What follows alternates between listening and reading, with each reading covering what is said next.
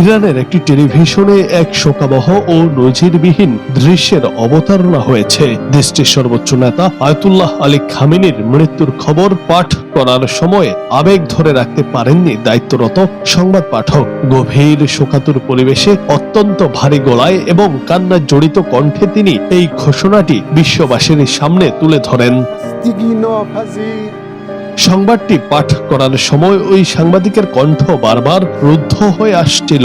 দীর্ঘ কয়েক দশক ধরে ইরানের ক্ষমতার কেন্দ্রবিন্দুতে থাকা খামেনির প্রয়াণে পুরো স্টুডিওতে এক বিষণ্ণ পরিবেশ তৈরি হয়। পর্দায় তার এই আবেগঘন উপস্থাপনা মুহূর্তেই সামাজিক যোগাযোগ মাধ্যমে ছড়িয়ে পড়ে এবং সাধারণ ইরানিদের মাঝে শোকের ছায়া আরো ঘনীভূত করে তোলে। হযরত আয়াতুল্লাহিল উযমা সাইয়্যিদ আলী হুসাইনি খামেনি।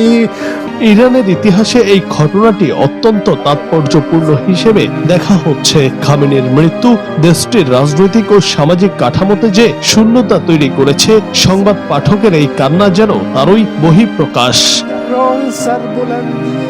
আন্তর্জাতিক গণমাধ্যমগুলো এই বিরল মুহূর্তটিকে গুরুত্বের সাথে প্রচার করছে। একজন সংবাদ পাঠক সাধারণত পেশাদারিত্বের খাতিরে আবেগহীন থাকেন, কিন্তু খামেনির প্রতি শ্রদ্ধা ও আবেগের জায়গা থেকে এই সাংবাদিকের অশ্রুসিক্ত ঘোষণাটি ইরানের বর্তমান শোকাতুর পরিস্থিতির দিকটি তুলে ধরেছে।